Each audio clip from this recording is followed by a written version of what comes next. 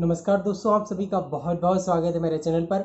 आज का जो वीडियो होने वाला है बहुत ही ज़्यादा जो है इन्फॉर्मेटिव होने वाला है और क्रूशियल होने वाला है ऐसे सारे मेरे पेशेंट्स के लिए जिनको एवीएन की प्रॉब्लम है, एवास्कुलर नेक्रोसिस की प्रॉब्लम है, काफ़ी लंबे समय से उनको प्रॉब्लम है। और वो यदि फर्स्ट स्टेज में हो, सेकेंड में हो, थर्ड में, फोर्थ में, सिक्स्थ में हो, कोई भी आपका ग्रेड हो, किसी भी ग्रेड का आपको एवास्कुलर नेक्रोसिस हुआ हो, आपके लिए ये वीडियो बहुत ही ज़्यादा इन्फॉर्मेटिव और क्रूशियल होने वाला है। क्योंकि इस वीडियो में एज अ फ्रेंड आपको मैं गाइड करने वाला हूँ कि आपको क्या करना चाहिए, आपको सर्जरी करवाना चाहिए या नहीं करवाना चाहिए, और यदि नहीं करवाना चाहिए तो कैसे आप ठीक होंगे, और यदि करवाना चाहिए तो किस प्रकार की सर्जरीज होती है। तो ये सारे टॉपिक्स को मैं इस वीडियो में कवर करने वाला हूँ। तो यदि आप एक एवीएन के पेशेंट हैं, आपको लंबे समय से एवीएन है, तो आप ये वीडियो ज़रूर देखिएगा, आपके सारे डाउट इसमें क्लियर हो जाएंगे। शुरू करने से पहले आप यदि चैनल पर नए हैं तो प्लीज़ चैनल को सब्सक्राइब करके बेल बटन दबाना ज़रूर भूलिए, क्योंकि जब भी मैं लाइव क्लिनिक लेकर के आता हूँ डेली रात को 8:30 बजे, आपको नोटिफिकेशन मिल जाए और आप लाइव क्लिनिक पर जुड़ करके आपकी परेशानी मुझसे शेयर कर सको, और उसकी होम्योपैथिक दवाई मैं आपको बताऊंगा, ताकि आपका जो भी प्रॉब्लम हो वो सब कुछ ठीक हो सके। साथ ही इंस्टाग्राम फेसबुक पर फॉलो करना ना भूलें दोस्तों। इसी के साथ यदि आपको मुझसे पेड कंसल्टेशन चाहिए, आप मुझे व्हाट्सअप भी कर सकते हैं। व्हाट्सअप नंबर है 7880075175। आइए दोस्तों, सबसे पहले जान लेते हैं कि एवास्कुलर नेक्रोसिस जो होता है उसमें ट्रीटमेंट क्या होता है। देखिए, ट्रीटमेंट प्लान दो प्रकार का होता है एवास्कुलर नेक्रोसिस में। सबसे पहला ट्रीटमेंट प्लान होता है मेडिसिनल ट्रीटमेंट। मेडिसिनल ट्रीटमेंट में आपकी एलोपैथिक दवाइयाँ आ जाती है, होम्योपैथिक दवाई आ जाती है और आयुर्वेदा की दवाइयाँ आ जाती हैं। तीनों ही प्रकार की दवाइयाँ ये कोशिश करती है कि एवास्कुलर नेक्रोसिस को जो है वो ठीक कर दें और सर्जरी की नौबत ना पड़े। अब यदि मैं एलोपैथिक दवाइयों की बात करूं तो एलोपैथिक दवाइयाँ जो है बहुत कम कारगर है ऐसे केसेस में जहां पर सर्जरी को अवॉइड करना पड़े, या विदाउट सर्जरी। ऐसा नहीं है कि एलोपैथिक दवाई ले रहे हैं तो विदाउट सर्जरी आप ठीक हो जाओगे, बहुत कम चांसेस होते हैं। पर होम्योपैथिक और आयुर्वेदा दोनों की बात करूं तो दोनों ही दवाइयों में ये जो है क्षमता होती है कि यदि पेशेंट जो है ससेप्टिबल अच्छी तरीके से है और बॉडी में दवाइयों का रिस्पांस पॉजिटिव है, तो आप उससे ठीक हो सकते हैं। तो मेडिसिनल ट्रीटमेंट में यदि हम देखें तो एलोपैथिक इतना खास नहीं है, वो तो केवल सर्जरी के लिए बहुत अच्छा है। और बाकी बात करें आयुर्वेदा और होम्योपैथी की, तो आयुर्वेदिक और होम्योपैथिक दवाइयों से आप सर्जरी को अवॉइड कर सकते हैं। पर यहाँ पर ये दिक्कत आती है कि क्या सच में होम्योपैथिक दवाई और आयुर्वेदिक दवाई आपके एवास्कुलर नेक्रोसिस को ठीक कर सकती है? ये बहुत ही बड़ा एक प्रश्नवाचक चिन्ह होता है, क्वेश्चन मार्क होता है कि यार क्या सच में ऐसा हो सकता है क्या कि हमको थर्ड स्टेज का एवीएन है और होम्योपैथिक दवाई से ठीक हो जाएगा या आयुर्वेदिक दवाई से ठीक हो जाएगा। देखिए, यहाँ पर मैं आयुर्वेदा का तो बता नहीं सकता हूँ, पर होम्योपैथी का मैं आपको बताऊँ तो होम्योपैथी इतनी कैपेबल है कि मैंने खुद देखा है कि 5th स्टेज तक भी, जहाँ पर फीमेल का हेड पूरा कोलैप्स हो जाता है, वहाँ पर भी अच्छे रिजल्ट देखने को मिले। पर ये डिपेंड करता है आप पर, आपकी पर्सनालिटी पर, आपका पूरा व्यक्तित्व कैसा है, आपकी तासीर क्या है और दवाइयाँ आपको कैसे असर कर रही है, इस पर पूरी तरीके से डिपेंड करता है। और यदि आपका रिस्पॉन्स दवाई के प्रति बहुत अच्छा हुआ तो आप विदाउट सर्जरी ठीक हो सकते हैं, यदि आप थर्ड एंड फोर्थ स्टेज तक भी हो तो भी, है ना। पर ये डिपेंड फुल्ली करता है आपकी ससेप्टिबिलिटी पर, दवाइयों का आपकी बॉडी पर क्या रिस्पांस हो रहा है उस पर नो डाउट हम लोग तो ठीक कर ही रहे हैं। चलिए, यदि हम बात करें एलोपैथिक ट्रीटमेंट की, तो देखिए एलोपैथी में क्या होता है। एलोपैथी में मेडिसिनल ट्रीटमेंट में केवल पेन किलर आपको दी जाती है ताकि आपको पेन ना हो। सेकेंड जो है ट्रीटमेंट दिया जाता है कैल्शियम। तो कैल्शियम सप्लीमेंट आपको दिया जाता है, साथ में पेन किलर दी जाती है। बहुत ही ज़्यादा दिक्कत हो रही हो तो कुछ स्टेरॉइड्स भी दे दिए जाते हैं। पर आपको देखने की और समझने की ये आवश्यकता है कि ये जो दवाइयाँ आपको दी जा रही है ये क्यूरेटिव दवाई नहीं है, ये केवल मैनेजमेंट है ना। दर्द हुआ, पेन किलर दी तो दर्द ठीक हो गया, पर फीमर का हेड में नेक्रोसिस तो अभी भी है ना, और वो नेक्रोसिस दिनों दिन बढ़ रही है, तो इसका ये प्रॉपर ट्रीटमेंट तो नहीं हुआ। मेडिसिनल ट्रीटमेंट एलोपैथी में मैनेजमेंट के तौर पर बहुत अच्छे से काम आता है। जी हाँ, आपको दर्द हुआ, आपने टेबलेट ले ली, दर्द ठीक हो गया, 3 दिन तक दर्द नहीं हुआ, फिर चौथे दिन से दर्द चालू हो गया। तो ये एक तरीके से पैलिएटिव और सपरेटिव थेरेपी है कि सप्रेशन हो जाएगा, दर्द कम हो जाएगा, फिर से हो जाएगा, मेन बीमारी बनी रहेगी। वो बीमारी ठीक नहीं होगी दवाई से, उसके सिम्टम ठीक होते रहेंगे। ठीक है, तो मेडिसिनल ट्रीटमेंट इतना खास एलोपैथी में तो नहीं है। ठीक है, अब यदि हम बात करें सर्जरी की, तो सर्जरी कब रिकमेंड की जाती है? जब भी आपको एवास्कुलर नेक्रोसिस हुआ तो डॉक्टर आपको 15 दिन की दवाई देगा, खूब से खूब 1 महीने की दवाई देगा और उसके बाद सर्जरी ही करवाएगा। 3 महीने की दवाई बाद भी सर्जरी करवाएगा, 7 दिन की दवाई बाद भी सर्जरी करवाएगा। तो एलोपैथी में दवाई दे करके सर्जरी ही लास्ट ऑप्शन है, सर्जरी ही करवाना पड़ेगी आपको। अब सर्जरी भी कैसी? 2 प्रकार की सर्जरी अभी देखने को मिल रही है, क्योंकि यंग एजर को बहुत ज़्यादा हो रहा है। मेरे पास भी पेशेंट आते हैं 18 साल के, 21 साल के, 25 साल के, जिनको एवास्कुलर नेक्रोसिस हो रहा है। तो सर्जरी में 2 प्रकार की सर्जरी अभी प्रचलित में है। सबसे पहला है कॉर डीकम्प्रेशन, और या जिसको हम स्टेम सेल भी बोल देते हैं, स्टेम सेल के द्वारा वो सर्जरी होती है। इसमें किया क्या जाता है? अब सबसे पहले ये क्यों की जाती है उसके बारे में आपको बताता हूँ, फिर किस स्टेज तक ये कारगर है वो बताऊंगा। देखिए, सबसे पहले क्या होता है कि यदि स्टेम सेल का मतलब समझे हम, जो बोन मेरो है ना, जो हड्डी के अंदर होती है, उस बोन मेरो को ये लोग निकालते हैं और दूसरी हड्डी से, आपकी जो फीमर का हेड है और जो आपके पेल्विस है, मतलब एक जो हड्डी आपके जहाँ पर बेल्ट आपका अटकता है ना, वो जो हड्डी है कूल्हे की हड्डी है ना, जहाँ पर बेल्ट हम लोग अटकाते हैं, वो वाली हड्डी से जो है कुछ मात्रा में बोन मेरो निकाला जाता है और उस बोन मेरो को आपकी फीमर का जो हेड है वहाँ पर ला करके अंदर से जो है सुई के द्वारा अंदर से ला करके और यहाँ पर बिखेर दिया जाता है ना। तो ताकि एक तो फीमर का हेड है उस पर पूरी तरीके से स्टेम सेल आ जाए और वो स्टेम सेल धीरे धीरे जो है वो कैल्सिफिकेशन करे और फीमर का हेड बन जाए। दूसरा क्या होता है कि डीकम्प्रेशन के द्वारा क्या होता है कि मान लीजिए फीमर का हेड है ना, फीमर आपकी ऐसी होती है, यहाँ पर ये जो है एसिटाबुलम कैविटी है जहाँ पर आपकी ये फीमर का हेड चिपकता है। ठीक है, अब यहाँ पर जो है डीकम्प्रेशन के द्वारा आपको एक नीडल डाली जाती है, एक जो है नीडल यहाँ पर डाल करके 3 प्रकार से नीडल डालते हैं, एक सुपीरियर मतलब ऊपर की ओर, एक इन्फीरियर मतलब नीचे की ओर, एक पीछे की ओर, ऐसे 3 नीडल डाली जाती है और इसको डीकम्प्रेस किया जाता है। ठीक है, और स्टेम सेल की थेरेपी की जाती है। तो ये तो जो सर्जरी है दोस्तों, ये फर्स्ट स्टेज, सेकेंड स्टेज और शायद थर्ड स्टेज तक भी कारगर हो। ठीक है, तो ये 3 स्टेज तक ये कारगर हो सकती है और आप इसके लिए जा सकते हैं। परंतु आपको अगेन बताना चाहूँगा, first, second, third and fourth stage की भी इनिशियल स्टेज तक आप होम्योपैथी और आयुर्वेदा से ही ठीक हो सकते हो।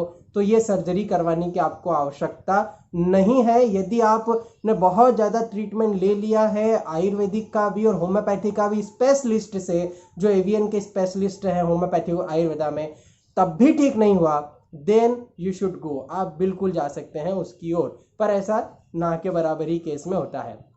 अब हम यदि बात करें जो है अगली सर्जरी की, तो अगली जो सर्जरी होती है वो third, fourth, fifth and further यदि आगे 6 स्टेज तक भी हो, जिसमें फीमर का हेड पूरी तरीके से खराब हो जाता है, वहाँ पर होता है टोटल हिप रिप्लेसमेंट। तो टोटल हिप रिप्लेसमेंट में क्या होता है कि आपका पूरा फीमर का हेड जो है काट देंगे, फीमर का हेड पूरा निकल गया, उसके बाद में जो है मेटल का आपको हेड बिठा देंगे और मेटल की हो सकता है एसिटाबुलम कैविटी भी अंदर से मेटल की हो। ठीक है, तो ये दोनों मेटल की चीज़ आपको बिठा दी जाती है और फिर आप जो है उसको यूज़ करने लगते हैं। तो क्या ये टोटल हिप रिप्लेसमेंट सही है? देखिए, ये सही भी है और गलत भी है। सही किस टाइप से है कि यदि आपका एडवांस स्टेज में है एवियन, है ना, और दवाइयों की अब एक हद होती है, आपको मैं बताना चाहूँगा, होम्योपैथिक, आयुर्वेदा, एलोपैथी, सारी दवाइयों की एक लिमिटेशन है ना। ऐसा नहीं है कि कोई भी एवियन का स्पेशलिस्ट है, हम एवियन के स्पेशलिस्ट हैं तो हम दावा आपको कर देंगे भाई हमारी दवाइयाँ तो 6th स्टेज तक भी आपको ठीक कर देगी। बिल्कुल नहीं, ऐसा यदि कोई डॉक्टर बोलता है तो आप ये समझ जाइए कि वो डॉक्टर जो है वो अतिशयोक्ति कर रहा है। ऐसा कुछ भी नहीं होता है, सारी दवाइयों की एक लिमिटेशन होती है। पर्सनली मैं बात करूं तो मैं मेरे सारे एवियन के केसेस को फ्रेंडली गाइड करता हूं कि आप सही हो पाएंगे या नहीं हो पाएंगे, यदि हो पाएंगे कितना समय आपको लगेगा, और आपका मेडिसिनल पूरा ट्रीटमेंट स्टेप बाय स्टेप चलता है ताकि आप फर्दर रैपिडली धीरे धीरे आप अच्छे से ठीक हो सको और पूरी तरीके से ठीक हो सको, परमानेंट ठीक हो सको, फिर आपको दोबारा एवास्कुलर नेक्रोसिस ना हो। हमने कई सारे पेशेंट को देखा है, एलोपैथिक ट्रीटमेंट लेकर के लेफ्ट साइड का एलोपैथिक ट्रीटमेंट लिया, 1 साल तक अच्छा रहा, उसमें भी एवास्कुलर नेक्रोसिस फिर से हो गया और लेफ्ट हैंड पे दूसरे साइड भी एवास्कुलर नेक्रोसिस हो गया।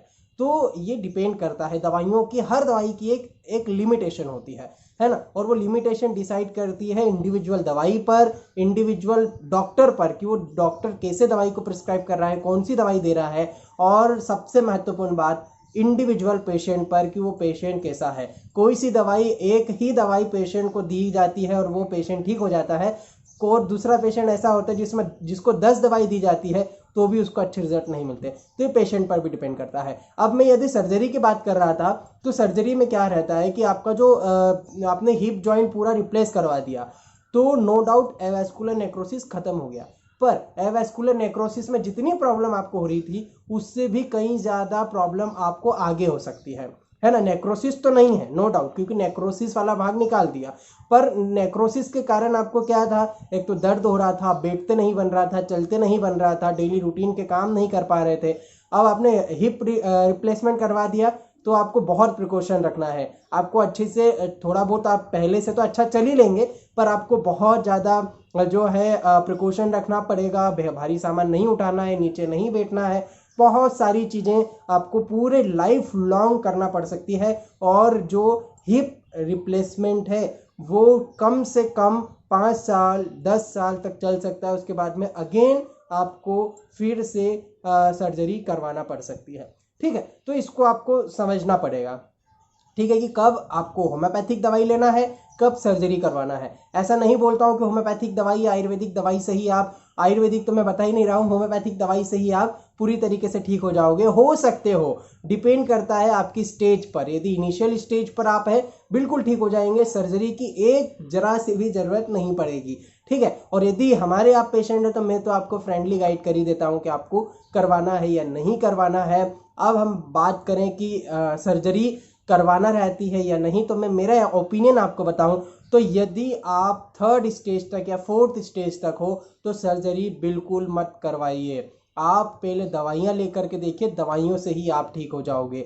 और यदि आपका एडवांस स्टेज में पहुंच गए, आप 5th स्टेज 6th स्टेज में पूरा कोलैप्स हो गया है हिप जॉइंट, तो आपको सर्जरी ही करवाना है। फिर दूसरा ट्रीटमेंट आप मत लीजिए, क्योंकि दूसरा ट्रीटमेंट आप लेते हैं तो लंबे समय तक ट्रीटमेंट चलने के बाद भले आप ठीक हो जाओ, पर उस समय में हो सकता है कि आपको कोई दिक्कत हो, इंटरनल फ्रैक्चर हो सकता है, दूसरी भी कॉम्प्लिकेशंस हो सकती है।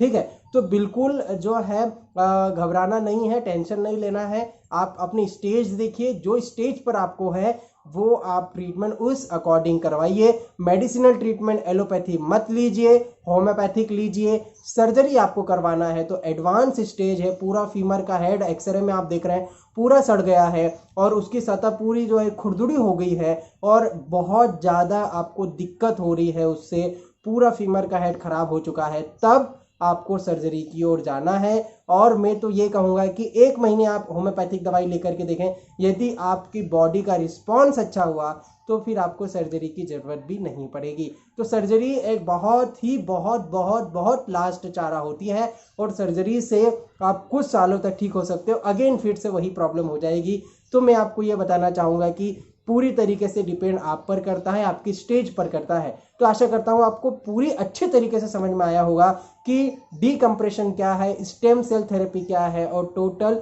हिप रिप्लेसमेंट जो होता है वो क्या होता है और कितने हद तक वह कारगर है। साथ में आपको ये बताना चाहूँगा कि सर्जरी यदि आप करवाते हैं तो सर्जरी से आपको इंस्टेंट रिजल्ट मिल सकते हैं, कुछ सालों तक तो आपको पता भी नहीं चलेगा कि आपको कभी एवीएन भी था।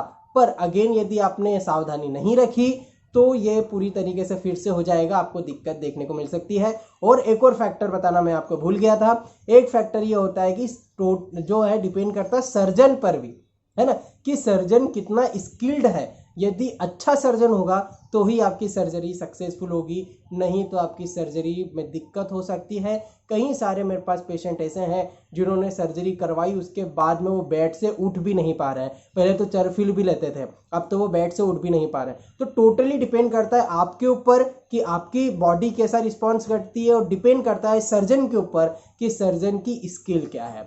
ठीक है, तो आशा करता हूँ आपको पूरी अच्छी तरीके से समझ में आ गया होगा। दोस्तों, ये वीडियो बनाने के पीछे यही औचित्य था मेरा कि आप लोगों को एज अ फ्रेंड आपको गाइड कर सकूं कि भाई होम्योपैथिक दवाई कितना असर करती है, करती भी है या नहीं करती है, और सर्जरी आप करवाओगे तो क्या क्या कॉम्प्लिकेशन देखने को मिल सकते हैं। सर्जरी के यदि सक्सेस रेट की बात की जाए तो 85% सक्सेस रेट है, मैं मानता हूँ बिल्कुल, पर ये सक्सेस रेट कॉन्स्टेंट नहीं रहते हैं, फिर से आपको प्रॉब्लम हो सकती है।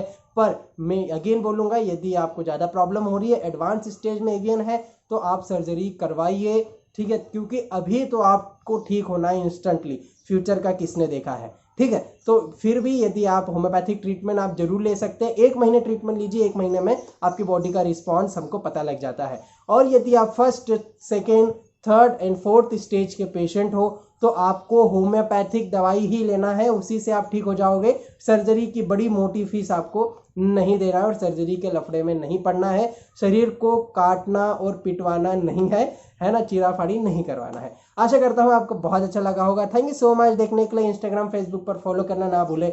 लाइव क्लिनिक पे जुड़ने के लिए रात को 8:30 बजे जरूर आइएगा। बेल बटन दबा के सब्सक्राइब जरूर कर दीजिए। आपको मुझसे पेड कंसल्टेशन चाहिए तो आप मुझे व्हाट्सअप कर सकते हैं। मेरा व्हाट्सअप नंबर है 7880075175। दोस्तों, हमारी एक खासियत है कि हम आपको मिस गाइड कभी नहीं करते हैं, हम लोग आपको ठीक करने पर ध्यान देते हैं। थैंक यू सो मच देखने के लिए एंड टेक केयर।